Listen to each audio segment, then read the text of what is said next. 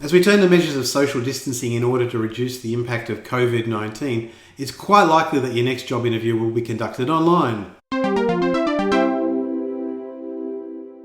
Having spent the past 4 years coaching doctors online, I'm uniquely situated to give you some tips on how to ensure that using video for your next job interview does not impede your success. Now, if we were to summarise the key things that you should be thinking about now if you're going to be invited to an interview for a job via video, then they would be as follows. Firstly, you need to treat the interview with the same level of seriousness and preparation that you would any other job interview. Secondly, practice with the technology ahead of time and make sure that everything is running well beforehand.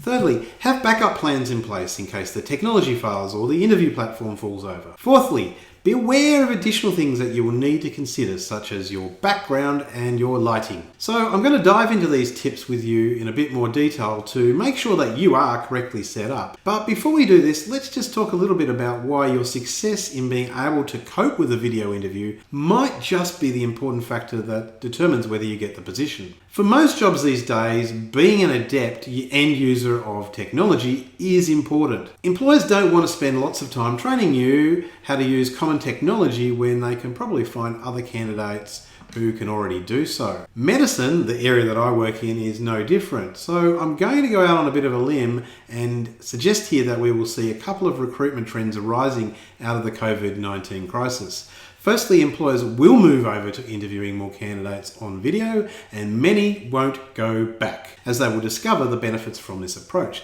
Secondly, the ability for candidates to handle the use of video will be taken as some sort of proxy for their general overall level of skill in information technology, wrongly or rightly. So why will employers love video interviewing? Well, I predict that once employers embrace video interviewing, they will soon discover that it offers great benefits over traditional interviewing in person. A key issue will be around flexibility. Candidates will be able to be more flexibly slotted into interview slots, and panel members will also be able to be more flexible in their attendance. For example, some interview systems that use video now allow candidates to lodge their answers to questions independent of the panel, who can then come in and review the recordings later at their leisure. So this type of approach can be used to make sure that all panel members have a say in the outcome and manage compliance issues that occur in certain industries. Now, why might your ability to use video technology be important? Well, in a traditional face-to-face job interview, your oral communication is normally assessed by the panel as part of your overall performance. From the assessment, implications are made about your general ability to communicate. Now, these assessments will often be wrong because communicating in a job interview is stressful and doesn't necessarily correlate with normal day-to-day communication. In the same vein, however, you might be the most technology literate candidate, but if you're seemingly struggling with the video technology, you'll probably be judged by the panel, in this case unfairly, that you'll have big problems using the technology in the workplace. So let's look at how you can turn the potential bias into an advantage for you. Firstly, treat a video interview the same as any normal job interview. The mantra has always been that you should always attend the interview in person, if at all possible. And there are good reasons for this. So much communication is missed if you're not there live, particularly body language, which can go a long way to interpreting cues from the interview panel. For example, are they liking my answer right now or not? But having worked in online video platforms now for the past several years, let me reassure you that the technology is definitely catching up quickly. And whilst it will never really completely replace an in-person interview, if you use the right technology and the right approach, you can definitely come very close, even to the point of being able to see most of the important body language cues. So this is why my first tip has completely nothing to do with the actual medium or technology, but a reminder that you should be treating the video interview just the same as any normal job interview. This of course means things like preparing beforehand, finding out the names of the interview panel beforehand, having the appropriate outfit on, combing your hair, and arriving early to the interview. Now, in relation to arriving early, this will generally mean logging into the video platform a few minutes ahead of time, say about 10 minutes. Depending on what platform the interviewer is using, you will normally be placed into some form of waiting room until the panel is ready to see you. Like most interviews, you can probably safely assume that they will be running behind. Depending on how familiar they are themselves with the technology, they may be running way behind. Remember, this year in particular, a lot of places may be doing this for the first time, so be patient. Whilst you're finding out about the interview panel members, by the way, their names, ask about the platform to be used for the interview. Don't rely on them to tell you about it. Secondly, include the fact that you are conducting a job interview via video in your preparation. If you know that your interview is going to be conducted via video, it makes sense to actually practice that way. This can actually be a big advantage for you. Practice answering interview questions using video technology. You can even use something like Zoom, my preferred video platform, where you can record your answers and watch them back later, or be engaging with an interview coach or colleague online for immediate feedback. Thirdly, make sure you do have a good setup. Now I'm going to show you my setup here in a second, but I do recommend setting up a room in your house or apartment as your interview practice and actual interview space. If possible, use a desktop computer with a fixed camera and either ensure that the inbuilt microphone is suitable or think about getting a decent USB microphone. In most cases, the inbuilt webcams and speakers of modern desktop PCs or laptops are fine, so you shouldn't need to add to these. But if you have something a bit older, you may have to upgrade, and I'll leave you a few suggestions in the comments below. Those suggestions will be on the basis of assumptions that you might be actually stuck at home during this phase, and so drop shipping is going to be your best friend. So there will be Amazon associate links. And if you do end up purchasing something, a good thing about that is a small amount of money will come back to me to help support the channel. So thank you. I do suggest improving your microphone and speakers over the use of things like headsets and earplugs and the like, just because these can be visually distracting and take away from a professional look. For this reason, discreet wireless earbuds are maybe more preferred over anything else. But as I said, try to go with a microphone and speaker setup instead. Now, make sure this desktop PC is on a desk that allows you to sit at it comfortably with easy access to the mouse, keyboard, and some space to put documents down. If you don't have a desktop PC, and many people don't, then your next best option is a laptop. Again, try to sort out an environment where you can have this sitting in your house for practice, and particularly look at the issue of making sure that your framing is correct. A tablet is probably the next best option, and if so, you do need to be able to fix it in a position somehow. You definitely don't want to be holding it out in selfie style during an interview. If at all possible, avoid doing the interview on a smartphone. So I'm just going to take you through my basic room setup.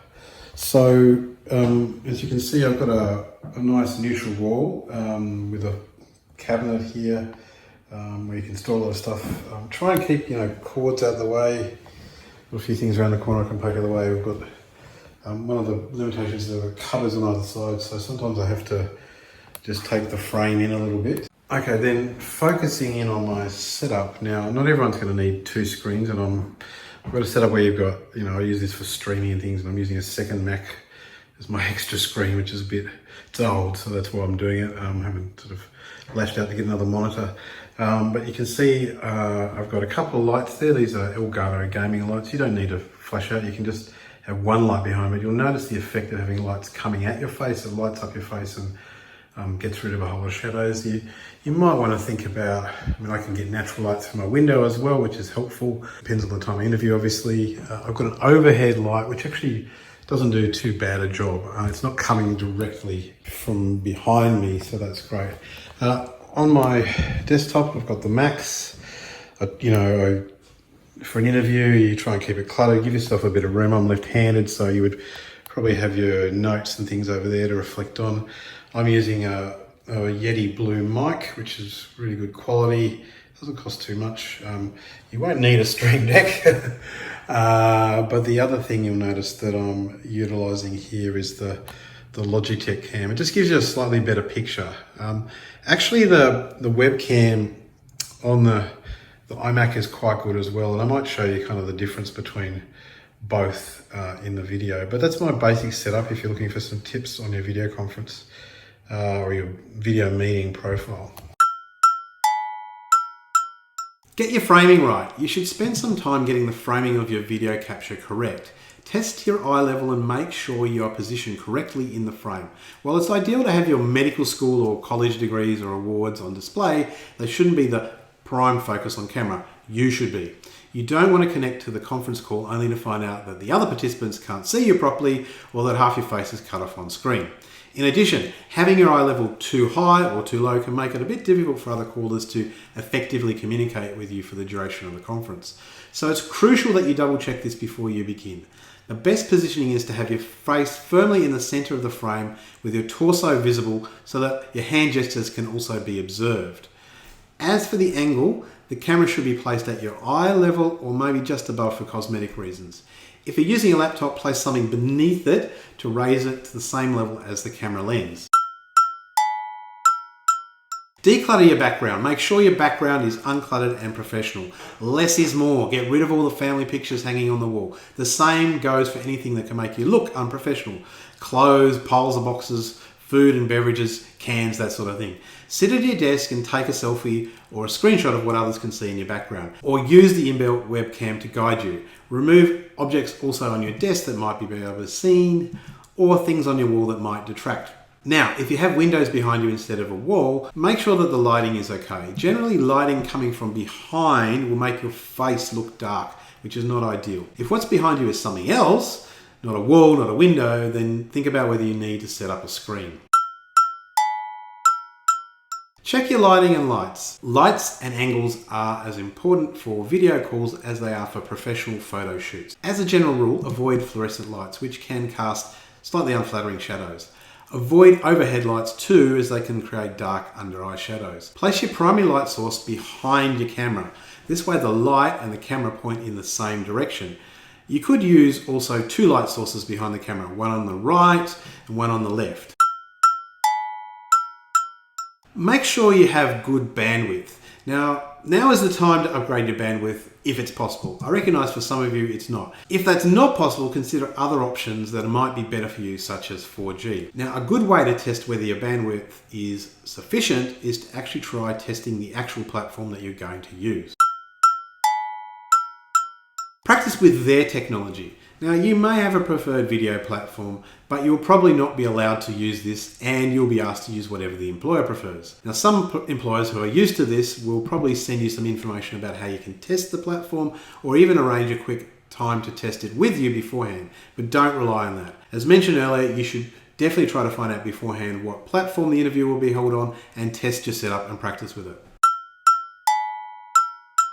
Have a backup plan if everything goes all wrong. Technology can and does fail. It is important to plan to have some sort of redundancy. In particular, have a backup plan for when the internet fails you. Practice setting up a 4G hotspot and being able to switch over quickly in case you need to. Also, anticipate that the technology that the interviewers are utilising will fall over. Inquire as to whether there is a backup plan, for example, switching to a phone call. If so, what number should you call in on? Get their framing right. Now, this might be a little bit harder to do than getting your own framing right, but once you log into the interview, check whether you can adequately see all members of the interview panel. Now, they may be in one room or possibly also joining remotely. If someone is too far off in the distance so that you can't see their lips move and their hands move when they talk, you can at least politely inquire whether it's possible for them to make some adjustments to the camera.